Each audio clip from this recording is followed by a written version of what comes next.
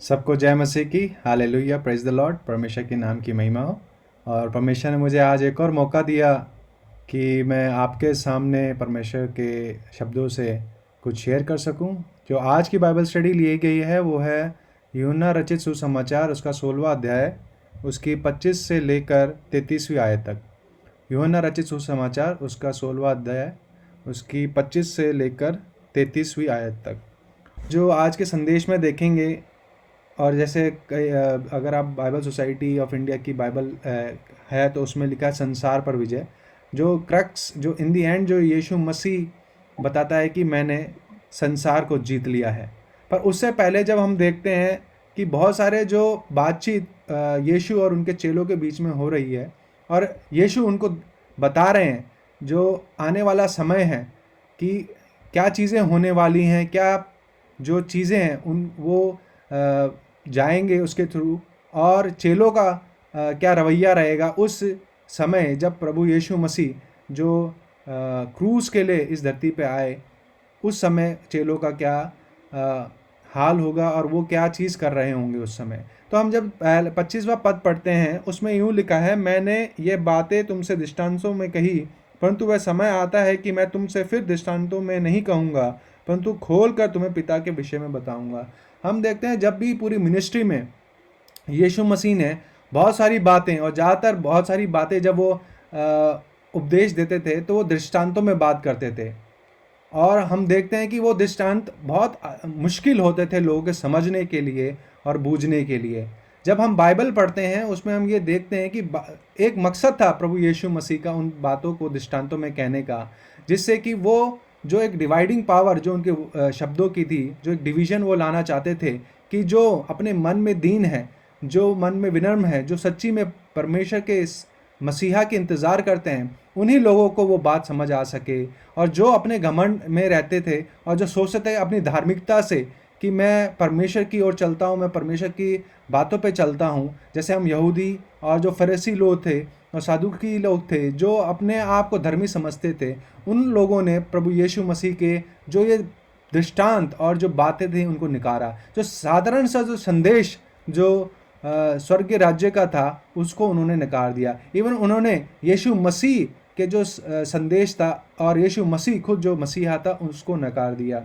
जब हम पढ़ते हैं यूहन्ना रचित सुसमाचार, उसका 3रा अध्याय, उसका 19 से 21 पद में, और दंड की आज्ञा का कारण यह है कि ज्योति जगत में आई और मनुष्य के ने अंधकार को ज्योति से अधिक प्रिय जाना, क्योंकि उसके काम बुरे थे। क्योंकि जो कोई बुराई करता है वह ज्योति से बैर रखता है और ज्योति के निकट नहीं आता, ऐसा ना हो कि उसके कामों का दोष लाए। और हम देखते हैं भले ही यीशु मसीह, इसमें हमने पढ़ा है कि प्रभु यीशु मसीह लोगों को न्याय देने, जज करने के लिए नहीं आए, पर उनके जो शब्द थे, जो संदेश थे, ऑटोमेटिकली एक डिवीजन लेके आते थे। और जो ज्योति में जाना चाहते थे वो उस संदेश को समझता था, और जो अंधकार में थे वो उसकी जो बातों को नकार देता था। कहते हैं जब 12वें अध्याय और उसके 39 और 40वें पद में कि इस कारण के विश्वास न कर सके, क्योंकि यशायाह ने यह भी कहा कि उसने उनकी आंखें अंधी और उनका मन कठोर कर दिया, कि ऐसा ना हो कि वे आंखों से देखें और मन से समझे और फिरें और मैं उन्हें चंगा कर दूं।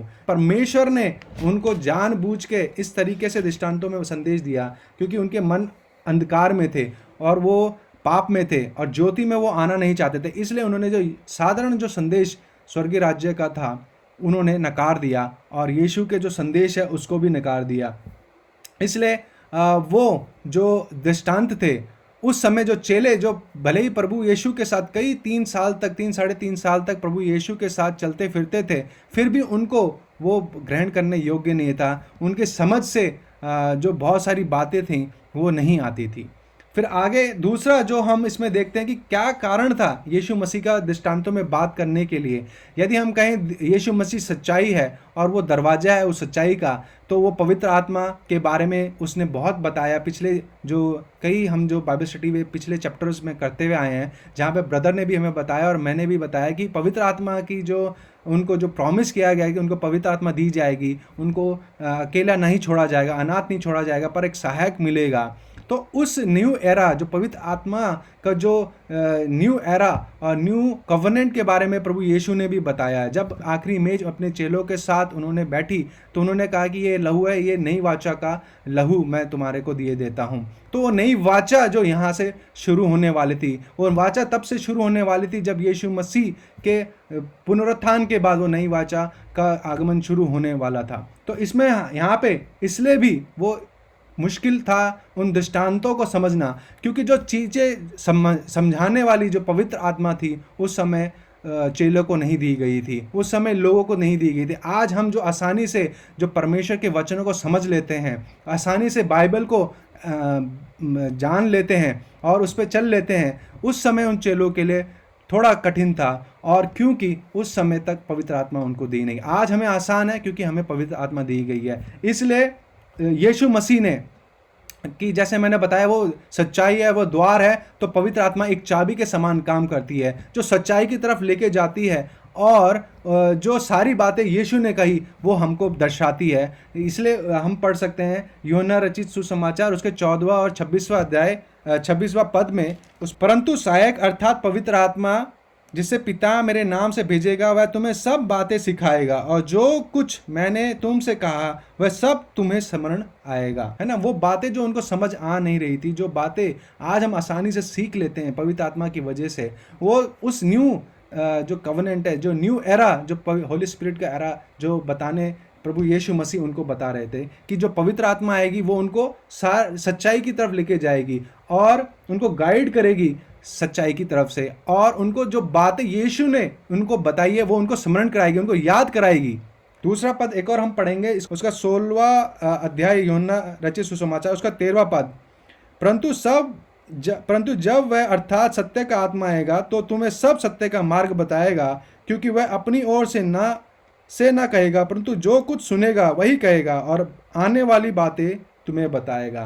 है ना, वो हमें सच्चाई की तरफ लेके जाएगा। वो आत्मा जो प्रभु यीशु उनको प्रॉमिस किया था चेलों को और आज हमें दी जाती है, जब हम यीशु पर अंगीकार करते हैं तो वो आत्मा हमें सच्चाई की तरफ लेके जाती है। वो सच्चाई और जो प्रभु यीशु की बातें हैं उनको समझाती है और हमको याद दिलाती है कि प्रभु यीशु ने इन बातों को कहा, और आने वाली बातें भी हमें बताएगी। जो आने वाला जो कोर्स ऑफ एक्शन है जो चेलों को करना था, आने वाले जब डे ऑफ पेंतुकोस में हम देखते हैं कि आगे उनको किस तरीके से जो परमेश्वर का जो काम था उन्हें आगे बढ़ाना था, उसमें भी पवित्र आत्मा ने उनको मदद करी। दूसरा एक और चीज़ हम देखते हैं कि जो ओल्ड कवनेंट था उससे अब चीज़ें ख़त्म होते हुए हम नए जो कवेनेंट जो प्रभु यीशु ने कहा ये लहू में नई वाचा मैं तुम्हें देता हूँ, तो वो जो न्यू कवेनेंट है वो क्या था कि जो पवित्र आत्मा जो पूरी मनुष्य जाति पे अब परमेश्वर उंडेलने वाला था, जो हम योएल नबी की पुस्तक में भी पढ़ सकते हैं उसका 2 अध्याय उसके 28वें पद में, उन बातों के बाद मैं सब प्राणियों पर अपना आत्मा उंडेलूंगा, तुम्हारे बेटे बेटियां भविष्यवाणी करेंगे और तुम्हारे पुरनिये स्वप्न देखेंगे और तुम्हारे जवान दर्शन देखेंगे। और ये हम देखते हैं पेंतुकोस के दिन में भी जो पतरस है इसी जो बाइबल के वर्स को रिपीट करता है, और योएल नबी ने भी पहले ही प्रॉमिस कर दिया जो न्यू कवेनेंट प्रभु यीशु के अंदर है उसमें पूरी पवित्र आत्मा जो है पूरी मानव जाति ह्यूमन काइंड पे उंडेली जाएगी, और परमेश्वर अपने लोगों को चुनता है और उसने जो नई वाचा जो बांधी हम लोगों के साथ, इसलिए वो पवित्र आत्मा के हम लोग भी पाने वाले बने हैं। इसलिए उस समय जो पैरेबल्स थे जो बहुत मुश्किल से वो उनको समझ आते थे क्योंकि पवित्र आत्मा दी नहीं गई थी। यीशु मसीह थे वो इंटेंशनली चाहते थे कि जो वो देखते हुए भी ना देखे और सुनते हुए भी ना सुने, कि उनके मन कठोर हो जाएं और वो फिर ना जाए, जिससे कि वो चंगाई पाए।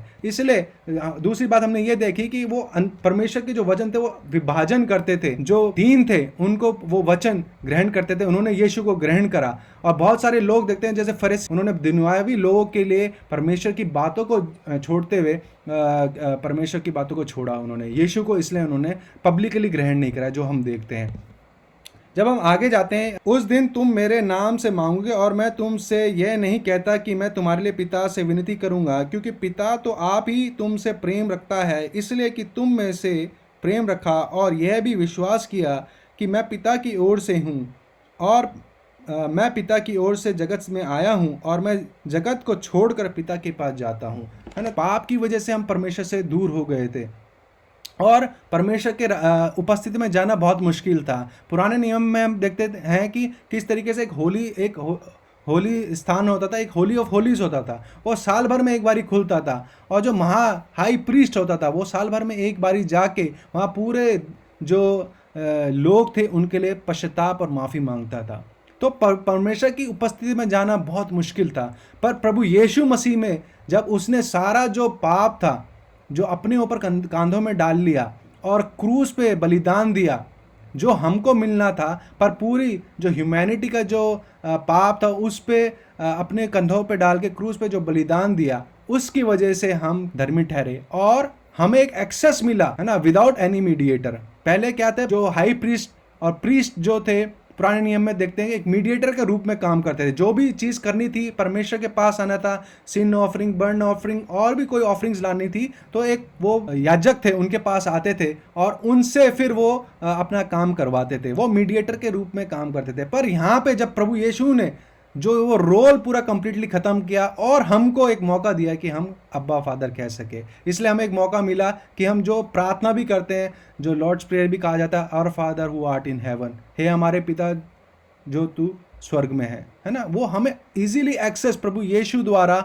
हमको मिला क्योंकि उसने सारा पाप अपने ऊपर डाल लिया और हम परमेश्वर के सामने धर्मी ठहरे। इसलिए यीशु ने कहा कि मैं तुमने मुझसे प्रेम किया और इसलिए पिता भी तुमसे प्रेम करता है। पर हमें पता है कि सबसे पहले परमेश्वर ने प्रभु यीशु ने हमसे प्रेम किया ना। प्री रिक्विजिट जो इनिशियल जो रिक्वायरमेंट है परमेश्वर के जो हमारे पे प्रेम है कि प्रभु यीशु ने हमसे प्रेम किया, तब जाके हमने अपना प्रेम प्रभु यीशु को दिखाया, क्योंकि जब हम पापी थे यीशु मसीह ने हमारे लिए जान दे दी, है ना। तो इसलिए हमें जानना है कि परमेश्वर का जो एक्सेस, हमें इजी एक्सेस, जो अब्बा फादर हम बोल सकते हैं अब हमारे पिता, वो प्रभु यीशु के द्वारा, क्योंकि उसने प्रेम दिखाया और हम प्रभु के पास अब डायरेक्ट अपनी जो विनती लेके जा सकते हैं। डायरेक्ट एक्सेस, जो मीडिएशन था वो खत्म करते हुए डायरेक्ट एक्सेस हमें प्रभु परमेश्वर, पिता परमेश्वर के पास मिला। इसलिए यीशु ने कहा कि तुमने ये भी विश्वास किया कि मैं पिता की ओर से आया हूँ, इसलिए भी तुमको एक जो एक्सेस जो परमेश्वर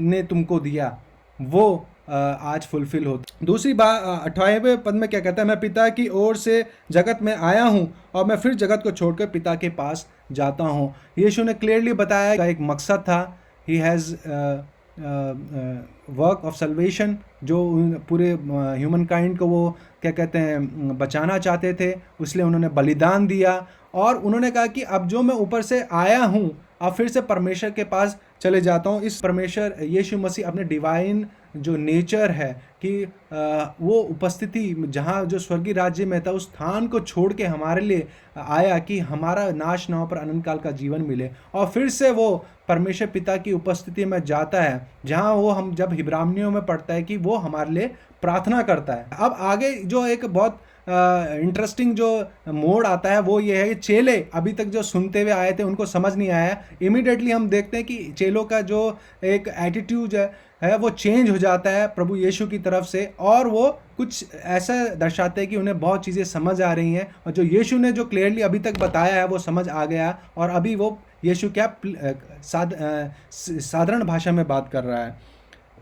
29वें पद में यूँ कहा है, उसके चेलों ने कहा, देख अब तो तू खोल कर कहता है और कोई दृष्टांत नहीं कहता। अब हम जान गए कि तू सब कुछ जानता है और इसकी आवश्यकता नहीं कि कोई तुझसे कुछ पूछे। इससे हम विश्वास करते हैं कि तू परमेश्वर की ओर से आया है। यह सुन यीशु ने उससे कहा, क्या तू अब विश्वास करता है? देख वह घड़ी आती है वरन आ पहुँची है कि तुम सब तितर बितर हो जाओगे, अपना मार्ग लोगे और मुझे अकेला छोड़ दोगे, तो भी मैं अकेला नहीं क्योंकि पिता मेरे साथ रहेगा। बहुत सुंदर तरीके से यीशु ने बताया और उनको डांटते हुए बोला। उन्होंने बोला कि हाँ अब हमें समझ आ गया क्योंकि प्लेनली तुमने बोल दिया कि मैं जाने वाला हूँ और मैं जहाँ से आया था वापस जाने वाला हूँ, अब हमें समझ आ रहा है, अब तुम दृष्टांतों में बात नहीं कर रहे हो। तो यीशु ने उनको एक डांटते हुए बोला, एक रिब्यूकिंग साइंड में उनको बोला, क्या तुम अब विश्वास करते हो?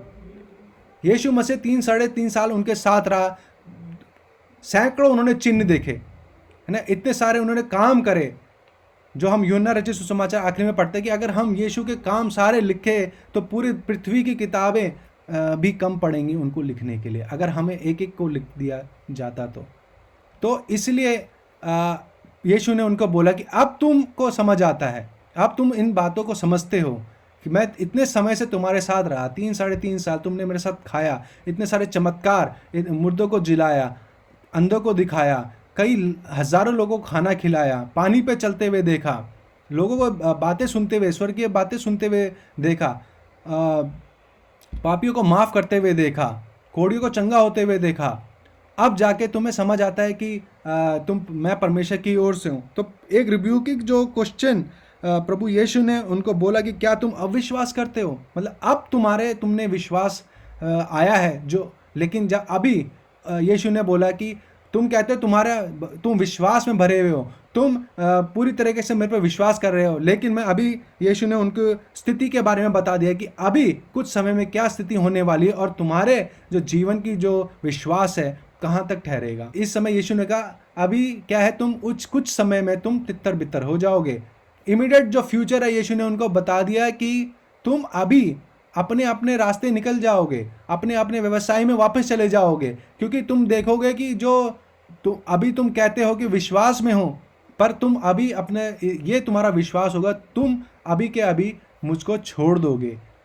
तो यहाँ पे साफ यीशु ने उनको बताया कि उनके अंदर भी विश्वास की कमी थी। भले ही वो स्टेटमेंट वर्बली कितना भी बोले कि उन्होंने यीशु को पहचान लिया, जो बातें थी समझ ली, पैराबल्स में यीशु ने नहीं कहा, प्लेनली कहा, तो हमें समझ आई कि दृष्टांतों में बात नहीं की गई, इसलिए उन्होंने कहा हमें समझ आ गया। तो यीशु ने उनको बताया कि अभी भी तुम क्या हो, विश्वास में नहीं ठहरे हो।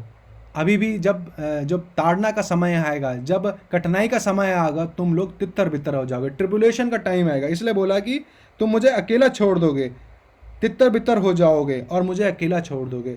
यीशु ने फिर कहा तो भी मैं अकेला नहीं, क्योंकि पिता मेरे साथ होगा। फिर से यहाँ पे यीशु ने अपने डिवाइन नेचर के बारे में बताया और अपने प्रेम जो पिता परमेश्वर के साथ है वो बताया। इसलिए यीशु ने उनको एक आश्वासन दिया कि भले तुम तितर बितर हो जाओगे, लेकिन यीशु ने एक बहुत आश्वासन देते हुए एक जो आखिरी स्टेटमेंट बोला, मैंने ये बातें तुमसे इसलिए कही हैं कि तुम्हें मुझ में शांति मिले।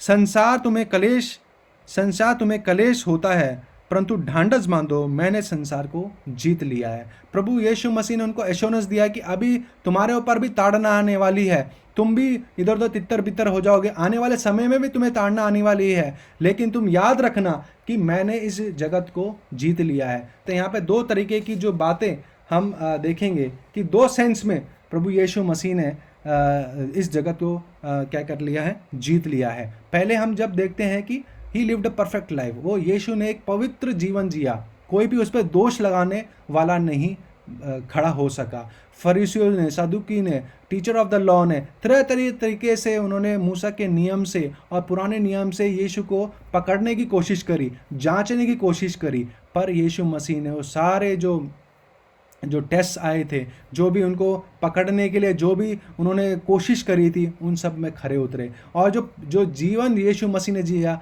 वो इस धरती पर रहते हुए भी पवित्रता में पूरा जीवन जिया। आगे एक और चीज़ हम देखते हैं कि किस तरीके से जब यीशु ने अपनी मिनिस्ट्री की शुरुआत करी थी, तो किस तरीके से उनको जो शैतान ने टेम्पटेशन देने की कोशिश करी, ट्रायल करने की कोशिश करी, वहाँ पे भी हम देखते हैं कि यीशु मसीह ने जयवंत होकर बाहर निकले हैं। इसलिए यीशु ने कहा यूहन्ना रचित 14 अध्याय में उसके 30वें पद में मैं आपके लिए पढ़ता हूँ। उसमें यूँ लिखा है, मैं अब तुम्हारे साथ और बहुत बातें ना करूँगा, क्योंकि इस संसार का सरदार आता है, मुझ पर उसका कोई अधिकार नहीं है ना। जो सेटन है वो हर किसी पर अधिकार जताना चाहता है, वो हर किसी जो आत्मा है उस पर अधिकार जताता है, क्योंकि हम लोग पवित्र जीवन नहीं जीते, हम धार्मिक जीवन है, फिर भी हम अधार्मिक बातों में, अधार्मिक कर्मों में और बात चाल चलने में चलते हैं। तो वो हमको हर एक जो आत्मा है उस पर वो क्लेम करता है कि ये पापी है। तो यहाँ पे यीशु ने क्या कहा कि इस दुनिया का सरदार आता है, पर उसका मुझ पर उसका कोई अधिकार नहीं, यीशु पे उसका कोई अधिकार नहीं है। जो भी ट्रायल टेम्पटेशन सादूसीज, फरीसीज, फरीसियों ने, सादुकियों ने और टीचर ऑफ द लॉ ने और लोग शैतान ने उनके सामने रखी, उनको यीशु ने जयवंत होके बाहर निकले। इसलिए यीशु ने कहा इस संसार को मैंने जीत लिया। दूसरी बात यह है कि यीशु ने क्रूस के बाद के बारे में बात बताई कि जो काम यीशु मसीह आए थे करने के लिए क्रूस पे, उसने उनको पूरा करा। जो आगे का भविष्य था कि जो न्यू एरा आने वाला था, जो डेथ थी, जो बरियल था, जो रेजरेक्शन था, उसके लिए यीशु ने उसको जी लिया। जो पावर ऑफ डेथ थी उसको यीशु ने जीवंत जय पा लिया है। जो चीज़ें थी, वो जो बैटल थी, जो उसको प्रभु यीशु ने जीत लिया है। जो काम यीशु मसीह करने आए थे कि लोगों का नाश ना पर अनंत काल का जीवन हुआ, उस काम को प्रभु यीशु ने क्रूस पे पूरा कर दिया।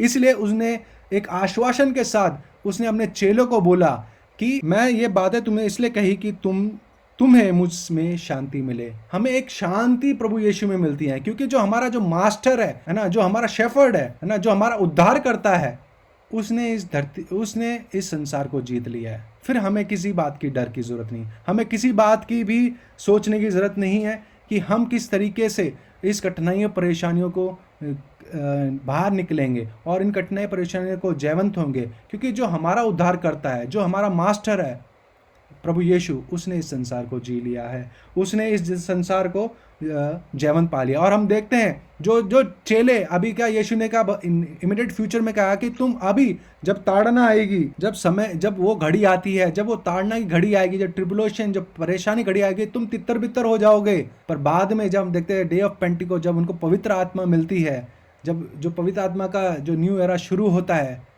तब क्या होता है, जो मैन ऑफ फेयर थे वो मैन ऑफ करेज में बन जाते हैं। जो डरपोक लोग थे वो क्या होते हैं, निडर लोग बन जाते हैं। तो ये इस तरीके से आश्वासन प्रभु यीशु ने उनको दिया कि तुमको मेरे में शांति मिलेगी। संसार में तुम्हें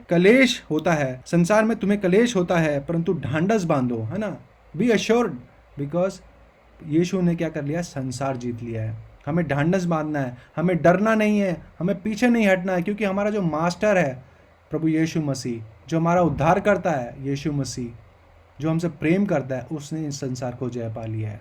भले ही जो चेले थे उस समय डर गए थे, उस समय तितर बितर हो गए थे जब घड़ी आई, पर बाद में उन्होंने पवित्र आत्मा की अगुवाई से बहुत सारे बड़े बड़े कार्य करे। बहुत बड़े बड़े जो कलीसिया आज की स्थापित हम देखते हैं, चेलों को द्वारा, उनके कार्य द्वारा स्थापित पूरी दुनिया में हुई है। तो परमेश्वर की नाम की महिमा हो। जो संदेश आज हमें बताता है कि हमारा जो परमेश्वर है उसने इस संसार को जीत लिया है। वो जीतता हुआ परमेश्वर है, विक्टोरियस है, और उसकी विक्ट्री हमारी विक्ट्री है, उसकी राइचसनेस हमारी राइचसनेस, उसकी धार्मिकता हमारी धार्मिकता है। जब उसने बलिदान दिया तो हम धर्मी ठहरे। जब वो क्रूस पे उसने जो काम पूरा किया उसमें जयवंत रहा, तो हम भी क्रूस पे जी गए और हमें नया अनंत काल का जीवन मिला उसके द्वारा। तो हमें आज के समय में जब हम इसको कॉन्टेक्चुअलाइज करते हैं, आज के समय में देखते हैं, तो बहुत सारी ट्रायल एंड टेम्पटेशन हमारे जीवन में आते हैं, ट्रिबुलेशंस आते हैं, कठिनाई परेशानी आती है। पर प्रभु यीशु ने जैसे चेलों को ढांढस बांधा, और हमको भी वो शब्द हमारे लिए भी है यूहन्ना रचित सुसमाचार में 33वां कि ढांढस बांधो, मैंने संसार को जीत लिया। यीशु ने संसार को जीत लिया है। तो हम जिसके पीछे चल पड़े हैं वो जयवंत है, तो हम भी जयवंत है, क्योंकि हमारा मास्टर जयवंत है। तो यही जो आज का जो बाइबल स्टडी हमें बताता है कि संसार पर प्रभु यीशु ने विजय कर ली है। जो हमने बहुत सारी चीज़ें सीखी कि किस तरीके से वो एक डिवीजन पावर थे परमेश्वर की बातों में, और जो हम हिब्रानियों की पढ़ते हैं किस तरीके से जो परमेश्वर के शब्द जांचते परखते हैं, तो परमेश्वर के शब्द वो जांचने वाले शब्द थे। और बाद में बताया कि हम परमेश्वर को जो एक्सेस हमको मिला यीशु द्वारा, कि हम अब्बा फादर कह सकते हैं, डायरेक्ट परमेश्वर के पास अपनी प्रार्थना दुआ लेके जा सकते हैं और उसको पिता कह सकते हैं। और ये भी बताया कि समय जब कठिनाई का हो, डरना नहीं, ढांढस बांधना, परमेश्वर ने हमें शांति दी है, क्योंकि हमारा जो उद्धार करता प्रभु यीशु ने संसार को जी लिया है। तो ये बाइबल स्टडी छोटी सी, इसमें संदेश यही था कि हमें डरना नहीं है, पीछे नहीं हटना जब हम चाल चलते हैं आत्मिक जीवन में, इस संसार में, क्योंकि हम लोग जयवंत परमेश्वर के पीछे चलते हैं, जयवंत यीशु जिसने संसार को जी लिया उसके पीछे चलते हैं। तो यही एक बाइबल स्टडी का आज का संदेश है। सबको जय मसीह की।